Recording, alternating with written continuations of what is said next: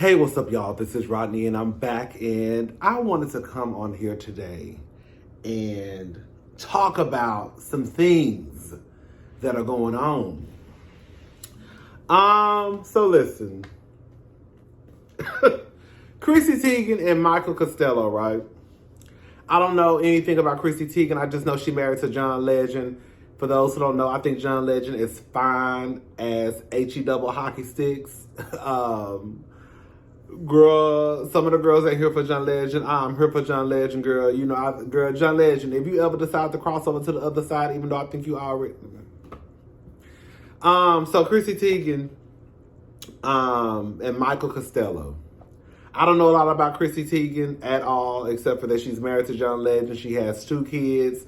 I think her and John lost a baby, I think, some months back.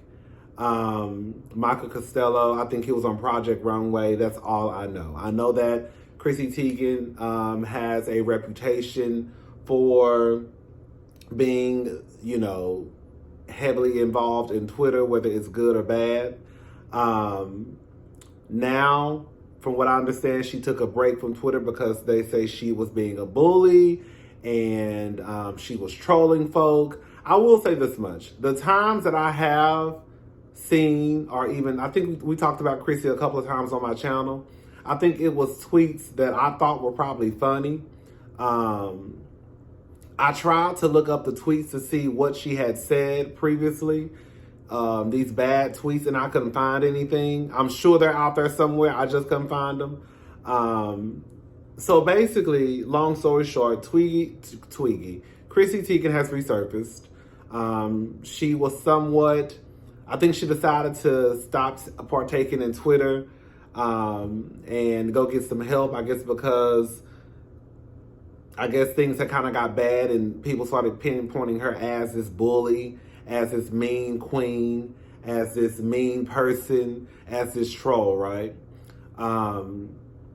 So she decided to come back the other day and she wrote this long, long post. I'm not going to read that post, y'all. It was long, long, long.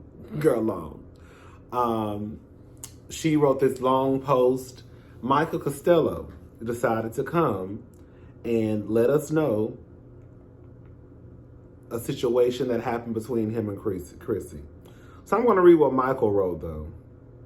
And I'll just give you my honest opinion at the end. Okay? So this is what Michael wrote. I don't want to do this, but I cannot be happy until I speak my mind. I need to heal, and in order for me to do that, I must reveal what I've been going through. I wanted to kill myself, and I still am traumatized, depressed, and have thoughts of suicide.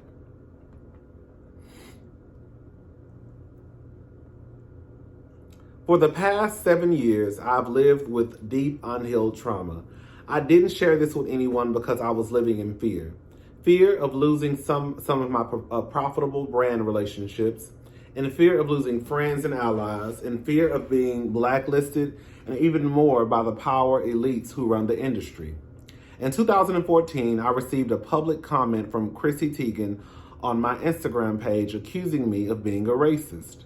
She apparently formed her own opinion of me based on a Photoshop comment floating around the internet, which has now been proven to be false by Instagram and since taken down.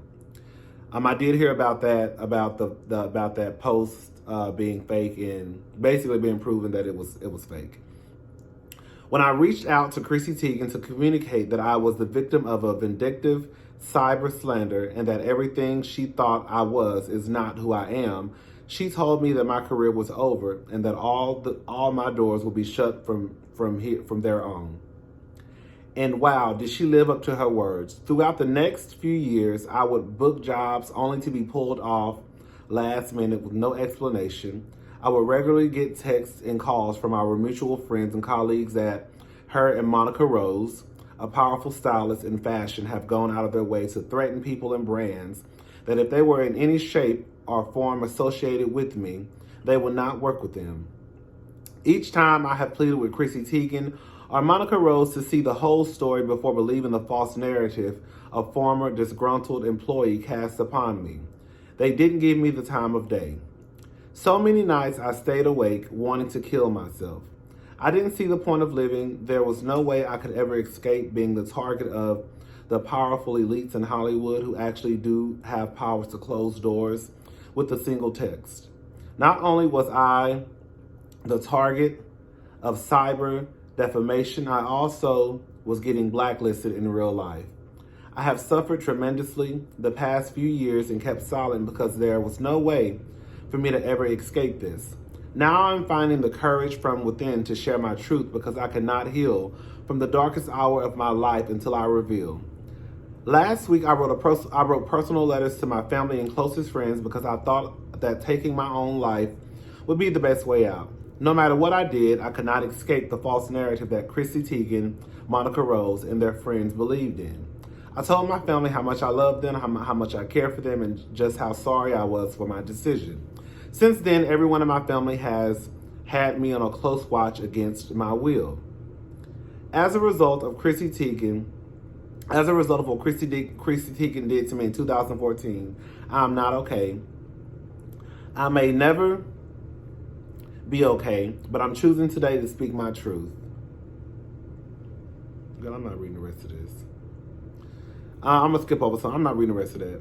Okay, so he posts some receipts. I'm going to post this stuff. He posts some receipts, I guess, between a conversation between him and Chrissy. The conversation starts off with him texting Chrissy, "Chrissy, can I call you?" She responds, "No, I don't have anything to say to you. You will get what's coming to you." He responds, "Chrissy, I have never called anyone the N-word. Those fake images were photoshopped from a former disgruntled employee." She texts him back and says, "Good luck with that, LMAO. Hope that story keeps your already dead career going. Please call me." Then he puts his number. "I am suffering from this more than you can imagine. So many people are attacking me over this. It's a fake story, but your comment is adding more fuel to the fire." She put, "Good. Racist people like you deserve to suffer and die. You might as well be dead. Your career is over. Just watch." I know that was a lot. Hopefully I can remember everything I want to say. Okay, so let me start out by saying this. I think that suicide and mental health, those things are very, very important. Clearly that they are, right? I don't think it's anything that you should make light of, because we've heard stories time and time again of people saying they were going to take their life or dropping hints. From when you look back, you'll be like, "Oh my God, I remember them saying this or saying this," and then the person is no longer with us, right? With that being said, I think that in the situation between Michael Costello and Chrissy Teigen, I don't think Chrissy was out of line. I think that Chrissy probably jumped the gun like a lot of us do, right? This is what I think happened. I think that Chrissy heard that Michael had allegedly used the N-word. That's all Chrissy had to hear, right? And Chrissy got on this, "Oh, girl, I'm not fucking with you no more. And I'm going to make sure anybody who I work with not going to fuck with you either," right? Now, I don't know the power that Chrissy Teigen holds in the fashion industry. I don't know. But I don't think it's too much, because if it was that much, girl, she wouldn't be coming back trying to apologize and crawl back and get into people's good graces, right? So I don't know who Chrissy got control over. I don't know what, if Chrissy is secretly one of the powerful elites in Hollywood that can end somebody's career. I don't know, but I just don't think that she has that much power, right?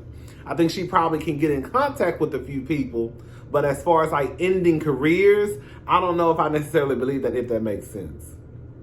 Like, you have the people out there, like, girl, to me, like the Oprahs of the world, they could probably end a career in the entertainment industry if they wanted to. Like, I just don't see Chrissy having that much power. So I think that once she probably caught wind of the things that Michael Costello allegedly said, she was like, "Okay, girl, off with his head." And I think that's what happened. Now, we also have this other black, now, let me say this. I'm not defending Chrissy Teigen on none of the other shit that she done said. I don't keep up with Chrissy Teigen like that. I don't know Chrissy Teigen like that. I'm saying in this situation with Michael and Chrissy, I don't think Chrissy was wrong. That's what I'm saying. And I do believe Michael been out here calling people niggas. So we have this one designer called Maxi J Official. She wrote, Michael Costello got the nerve to be playing victim of being bullied, but called himself bullying 7 years ago and called me a black nigga bitch in a fabric store downtown. He had the wrong one though, cause I most certainly whooped his ass. Almost went to jail too. Thank God for his mercy, cause I certainly lost it. I never experienced racism before. All I knew to do was fight. Then Brooke Bailey, you know, Brooke Bailey is on Basketball Wives. I don't know a lot about Brooke Bailey. I do. While I went to her Instagram page, Brooke Bailey is bad as hell. That ain't got nothing to do with nothing. I just want to let y'all know Brooke Bailey is bad.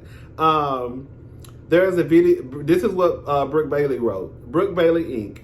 There's a video of him calling a black female designer the N-word. It was all over the internet a few years back. I know her and I saw the video myself. So now he's paying the price. I'm not sure if this is an incident or if this is about something else. So, ... I think Michael out here calling people niggas. I think that he's hopping on the Chrissy Teigen hate train. I think that whatever happened in Hollywood that made your career go down the train. While I think that Chrissy Teigen was probably making the phone calls that she could to the people that she didn't want to work with you, I don't think that Chrissy Teigen had enough power to end your career. I just don't. I do not. I think whatever happened to you, Michael, because I've also read stories about old girl from Chrisley Knows Best saying how you wouldn't work with her. Now, this ain't got nothing to do with the N-word, but it just goes to your reputation, though.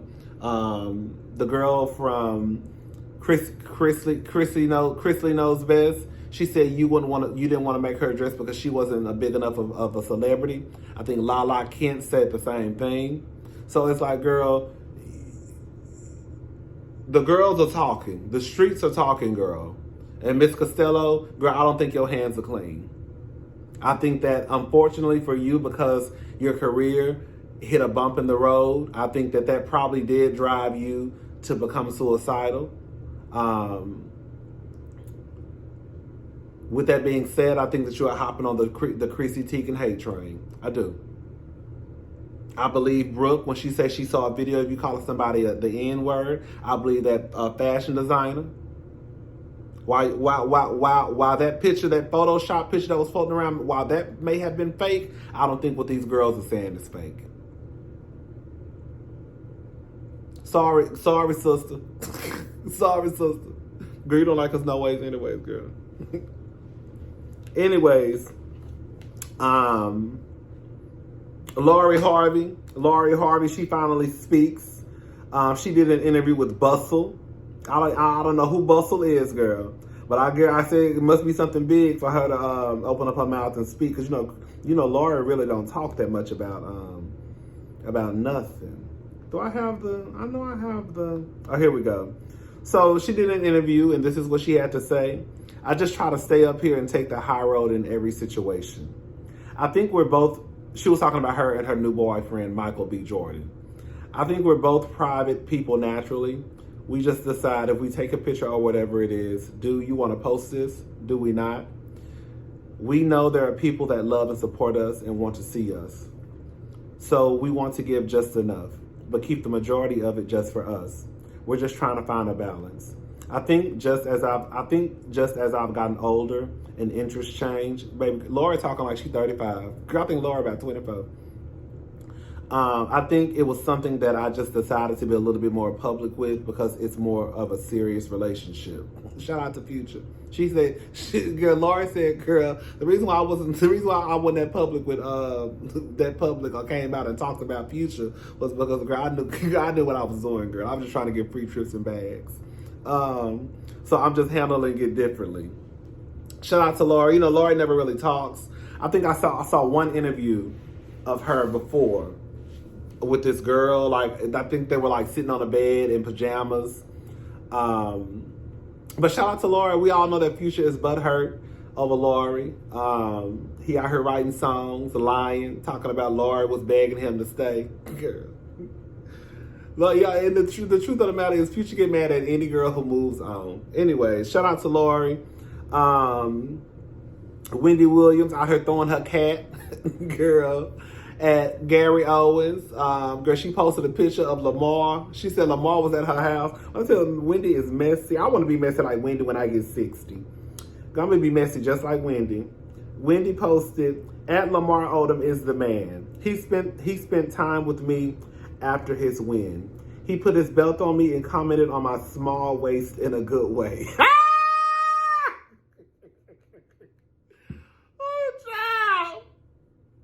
He was very wanting to take a shower. He left my suite. I got to my car and fell in my fortress bed, 4 a.m. Girl, Wendy is a mess. Wendy out here letting y'all know, baby. She wanted to get that cat away, baby. She could. Girl, speaking on Gary Owens, girl, I don't think nothing, girl, she asked Gary Owens out for dinner on the show. It was a little bit uncomfortable to watch. Gary Owens is a cute white man. I don't believe that he's as innocent as he is. I do kind of think that his wife is going to try to make his life a living hell. With that being said, that's what happens, girl. You know, you fall in love, then the next day, girl, it's mad day, and girl, it's every man or every woman for himself, right? Wendy Williams. I didn't know Wendy Williams and Cat Williams had a beef. She was talking about him the other day, saying that he had like Napoleon complex. And I just want to let Auntie Wendy know, Auntie Wendy, I don't think that Cat Williams is the one you want to vote for. I think you need to leave Cat alone. Because the last time somebody went after Cat, woman or man, girl, he had Wanda. What was her name? Wanda? Girl, he had Wanda at the studio in Atlanta looking crazy. He had Wanda's husband and son allegedly popping up at his comedy show or at a comedy show with a gun. Allegedly. Because he hurt Wanda so bad. And the real gag about the whole situation, we saw the whole clip of Cat dragging Wanda. Cat ain't called Wanda out her name not one time. He ain't, he really just drug her.